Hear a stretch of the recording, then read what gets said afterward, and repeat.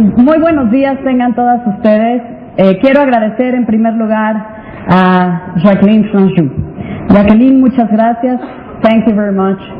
Merci beaucoup. De invitarme a estar aquí en este grupo de mujeres exitosas, talentosas, poderosas, decididas a hacer una diferencia.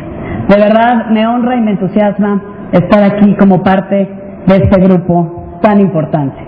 Y también saludar al 20% de los asistentes hombres que nos acompañan en este Women's Forum México 2016, porque el tema del desarrollo de las mujeres, de lograr la igualdad sustantiva entre hombres y mujeres, no es solo un tema de mujeres, es un tema de hombres y de mujeres.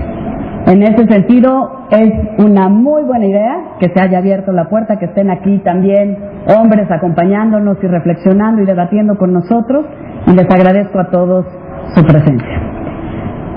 Pensemos por un momento en las grandes batallas culturales, sociales, políticas del siglo XX, como el movimiento de los derechos civiles en Estados Unidos, o la lucha contra el apartheid y el esfuerzo de conciliación y de reconstrucción nacional encabezado por Nelson Mandela. Esos episodios tienen dos, por lo menos, elementos en común. Por un lado, nunca se plantearon como problemas aislados, ni como agendas de coyuntura o problemas de una o un grupo de personas, sino como causas universales, como causas que estaban fundadas en la dignidad humana y que trascendían países, religiones, culturas.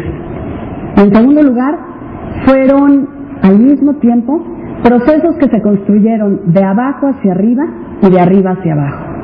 De abajo hacia arriba, porque sin el activismo comprometido cotidiano de muchas personas que hicieron que se visibilizaran esas situaciones, no hubieran podido ser parte de una agenda que también requirió de liderazgos y de voluntad política de arriba hacia abajo para tomar decisiones y para cambiar estructuralmente esos paradigmas. Pues el tema de la igualdad, el avance, el desarrollo, el empoderamiento de las mujeres, no tengo duda que es el gran tema del siglo XXI. Y como una causa que trasciende países, personas, religiones, incluso puntos de vista, es una causa que no tiene una solución única, que no se puede reducir a una agenda política de coyuntura o a un eslogan de campaña, ni mucho menos a una efeméride aislada. Es una causa que puede registrar avances, pero también retrocesos. Es una causa, por lo tanto, en la que hay que militar todos los días y en todo momento. Las mujeres de esta generación, todas las que estamos aquí, somos herederas de las luchas del siglo XX, cuando las mujeres irrumpimos en la vida pública y en la vida privada como nunca antes. Pasamos de alzar la voz para enumerar agravios a participar como agentes activas y efectivas de cambio. En lo público ganamos el derecho al voto, nos metimos en las aulas, en las empresas, en el gobierno, hicimos valer nuestra voz en los medios de comunicación. Y en lo privado fuimos ganando el derecho a ser dueñas de nuestro tiempo, de nuestros negocios, de nuestra vida familiar, de nuestro pensamiento y de nuestro cuerpo.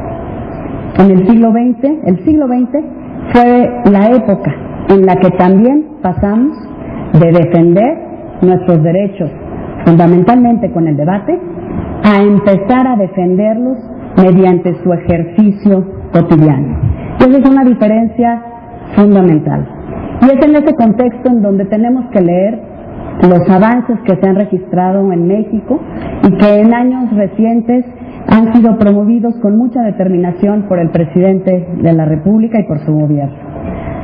Pasamos de los años previos a 1953, cuando las mexicanas no teníamos derecho a votar, a la reforma constitucional de 2013, donde se estableció la paridad obligatoria en las candidaturas para el Congreso de la Unión. esa reforma histórica ha hecho posible que hoy el 42% del Congreso de la Unión, en la Cámara de Diputados, sean ocupadas por mujeres. Eso hoy sitúa a México 20 puntos arriba del promedio mundial, que es justamente de 20%.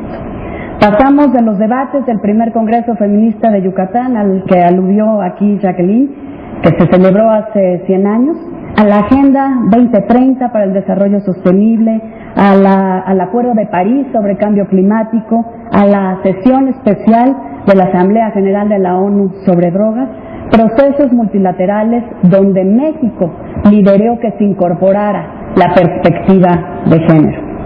Pasamos de construir la plataforma de acción de Beijing hace 20 años y buscar que todos sus objetivos y esferas de preocupación fueran una realidad para todas las mujeres y no una simple aspiración, a la certidumbre hoy de que en el caso de México, por ejemplo, en 2012, el gobierno consagrara por primera vez en el Plan Nacional de Desarrollo que la perspectiva de género tiene que permear en todas las acciones, todos los programas y todos los presupuestos del gobierno federal. Y pasamos de las discusiones de la primera conferencia sobre las mujeres de las Naciones Unidas, que reunió aquí en México en 1975, hace 41 años, a cientos de mujeres debatiendo sobre estos temas, a una realidad concreta, que hoy en México 3 de cada 5 pequeñas y medianas empresas son dirigidas por una mujer y que hay más de 427,000 mujeres mexicanas que son empleadoras. Así, hoy tenemos un contexto que nos da enormes oportunidades, que nos da un piso de oportunidades que se ha venido construyendo y co-creando por cientos y miles y millones de mujeres y de hombres ilustrados en las últimas décadas, y nos encontramos ante un México que en el siglo XXI abre otra vez nuevas oportunidades para las mujeres. Oportunidades a través de las reformas transformadoras que ha impulsado el presidente de la República, como la reforma educativa. Una reforma que tiene que ver, por supuesto, con la calidad y el contenido de la educación para preparar a las mexicanas y a los niños mexicanos del futuro con las herramientas necesarias para triunfar en el siglo XXI. Tiene que ver con adquirir conocimientos y habilidades, pero también con que nuestras niñas y niños tengan no solo acceso a una educación de calidad en un entorno digno, sino que adquieran una visión del mundo fundada en la igualdad, fundada en una presunción irreductible, irrenunciable, de que los hombres y las mujeres no solo somos iguales, tenemos mismas capacidades y debemos tener las mismas oportunidades para alcanzar nuestros sueños. Y así esta reforma, esta revolución realmente educativa, tiene que ver con lo sustantivo, pero también con lo adjetivo.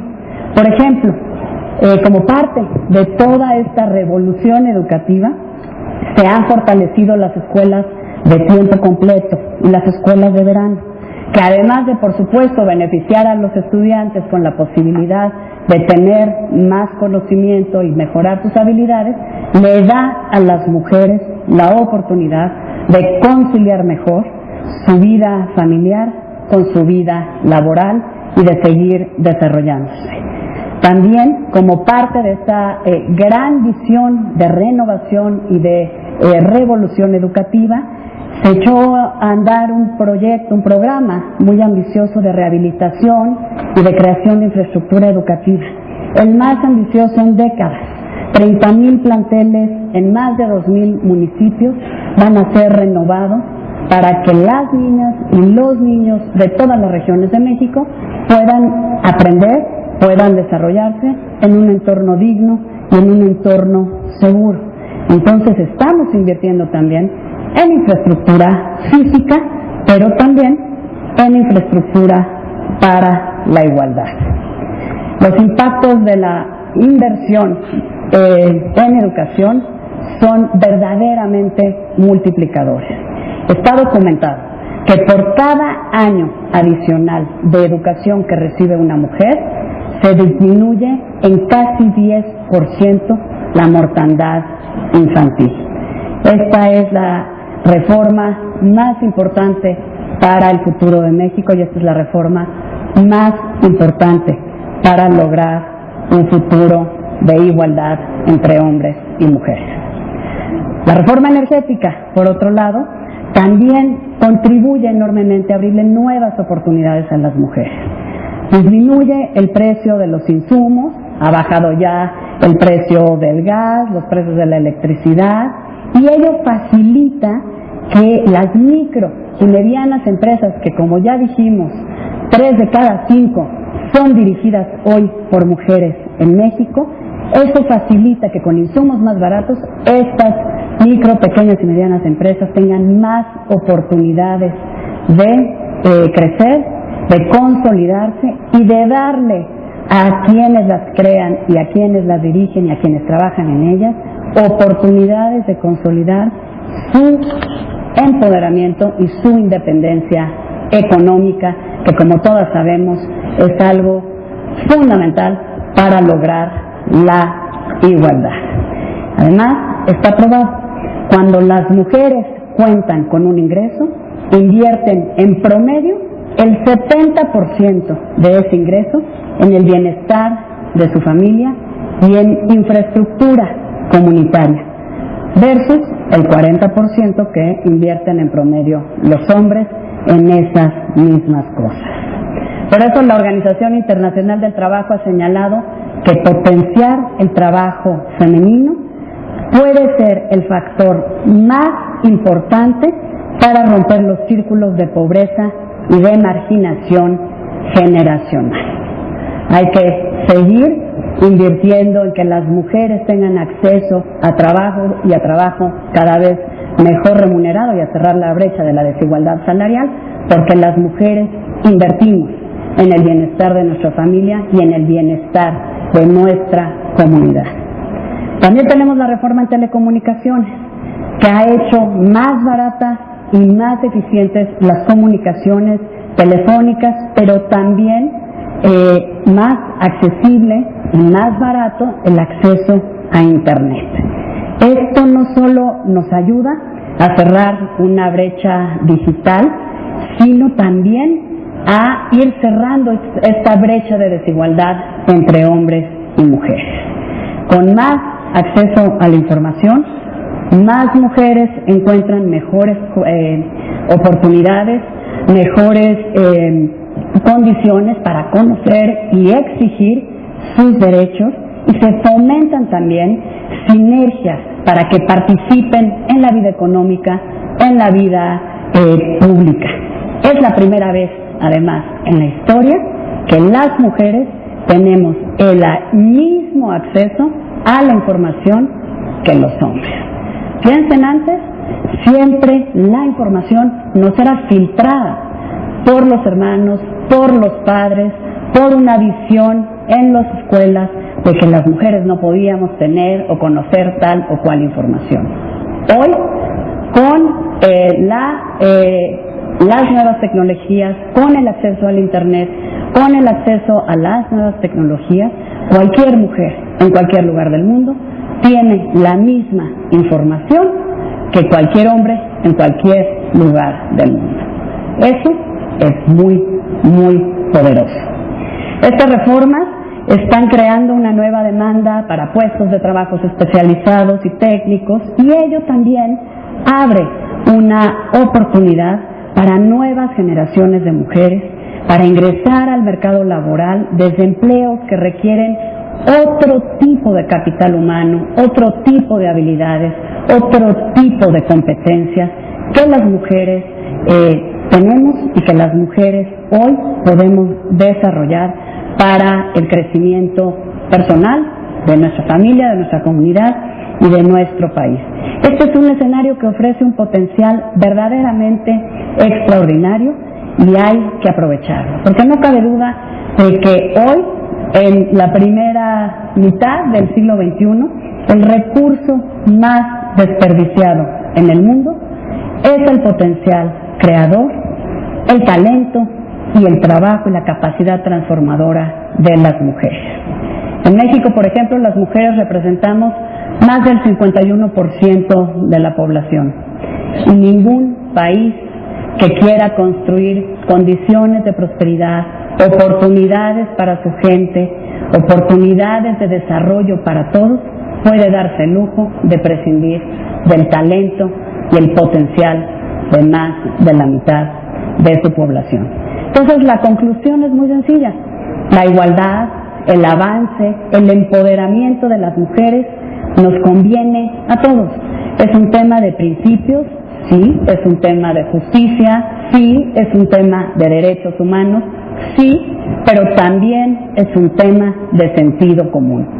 Si le va bien a las mujeres, le va bien a toda la sociedad.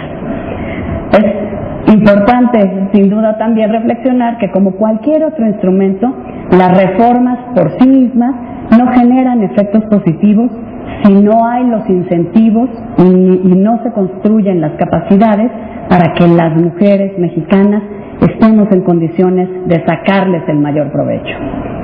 Y aunque en las últimas décadas hemos tenido sin duda avances incontrovertibles y tangibles, no podemos ni debemos caer en autocomplacencia, porque la realidad sigue siendo ineludible y la debemos encarar con responsabilidad, sobre todo mujeres y hombres como los que estamos en esta sala, que hemos tenido oportunidades y que hemos podido alcanzar nuestras metas y lograr nuestros sueños.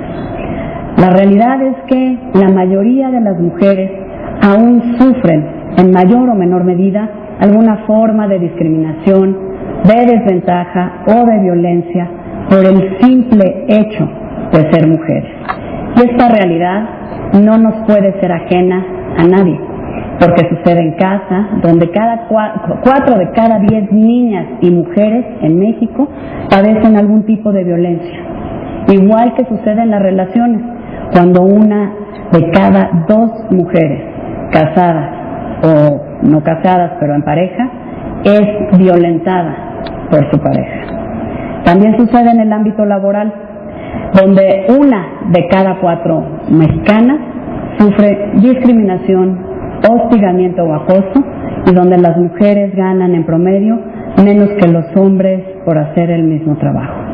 Y pasa en el día a día, a veces de forma casi imperceptible, cuando algunos productos destinados al mercado femenino cuestan más que los equivalentes para los hombres, lo que se llama el impuesto rosa, y a veces pasa de forma abierta, cuando una mujer debe cruzar la calle para rehuir miradas incómodas o es sujeto de comentarios ofensivos en el mejor de los casos.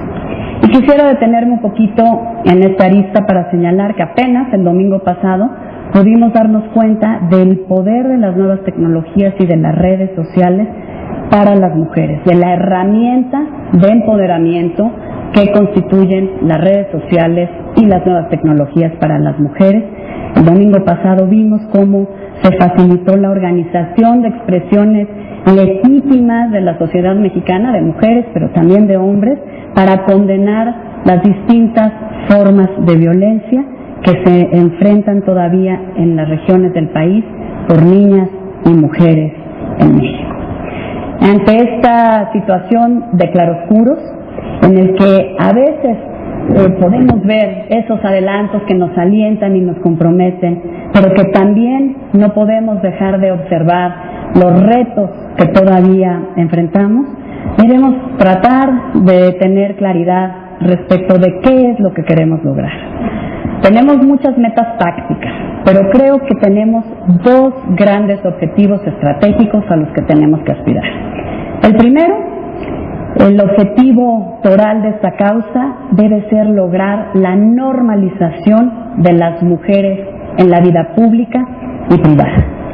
Hay que combatir mitos y estereotipos para que ya no haya obstáculos ni prejuicios cuando una niña quiera estudiar una carrera científica o un adolescente quiera darle prioridad a su vida profesional sobre su vida familiar o al revés.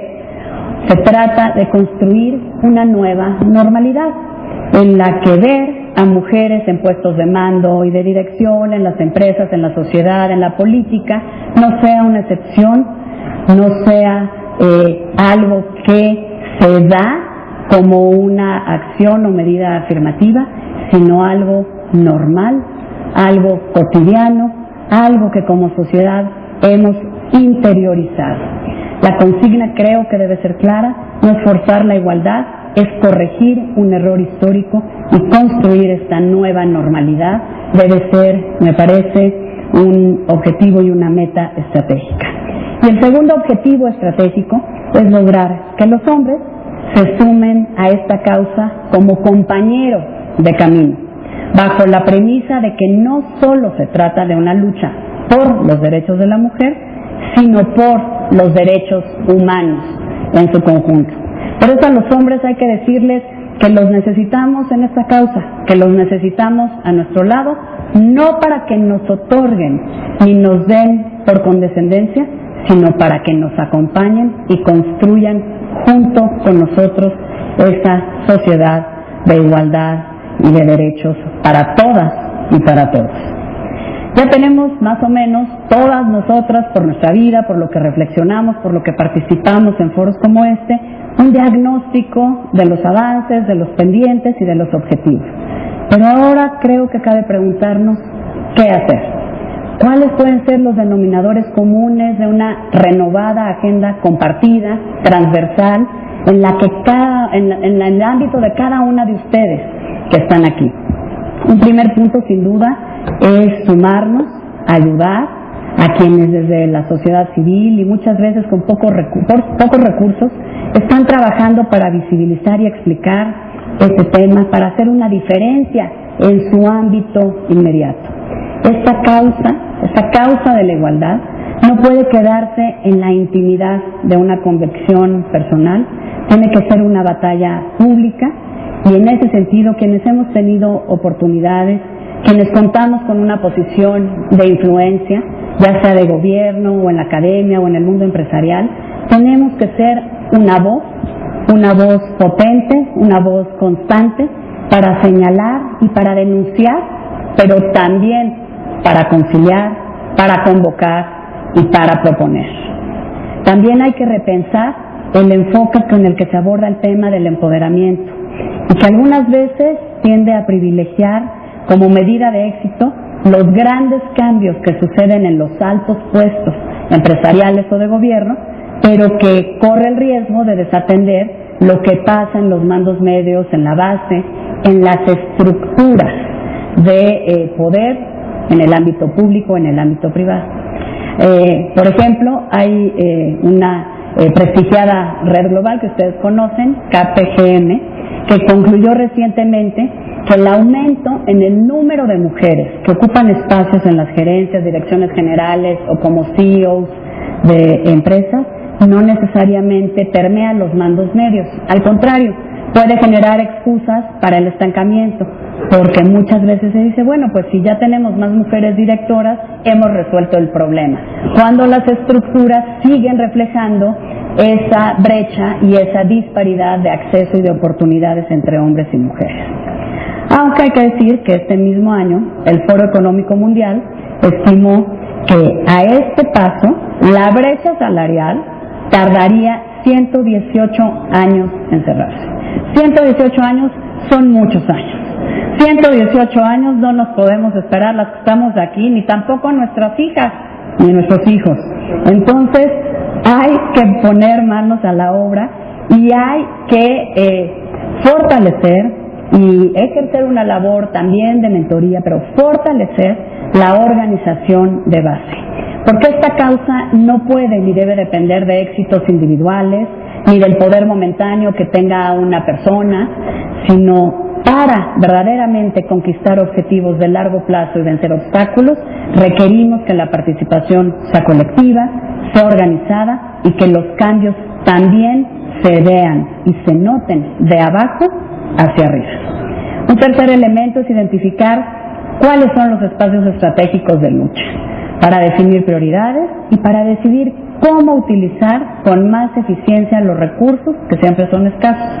Por ejemplo, el acceso a la información y al trabajo son dos áreas estratégicas, porque aunque hay otros muchos elementos en juego, en principio una mujer con mayor independencia económica y con mayor conocimiento de sus opciones estará en una posición más sólida y más fuerte para exigir, para defender y para ejercer otros derechos.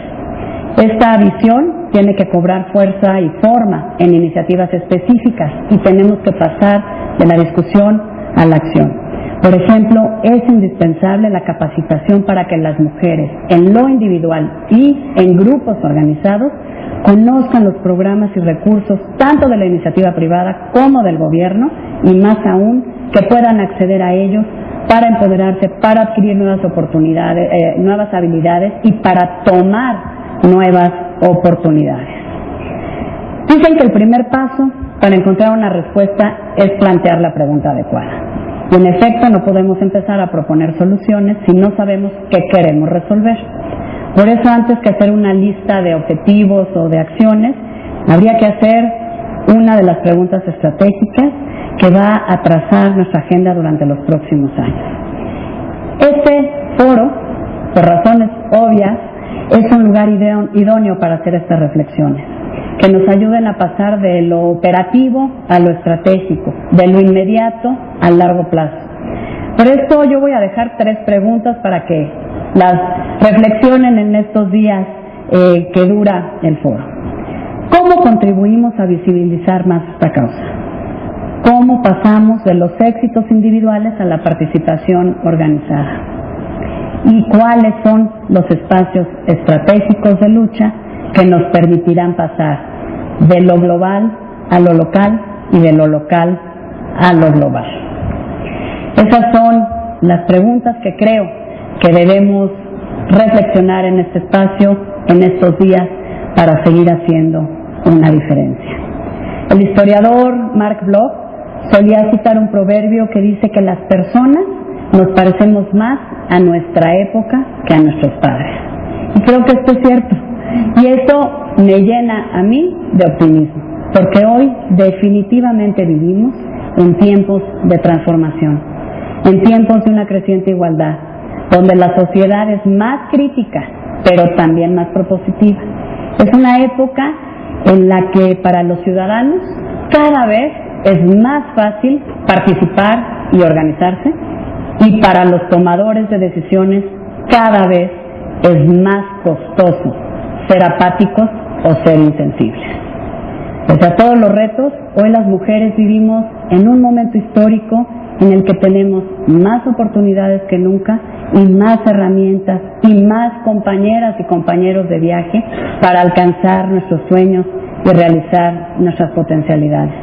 Yo sí estoy convencida que el siglo XXI es el siglo de las mujeres. Y eso es una buena noticia para todos. Muchas gracias.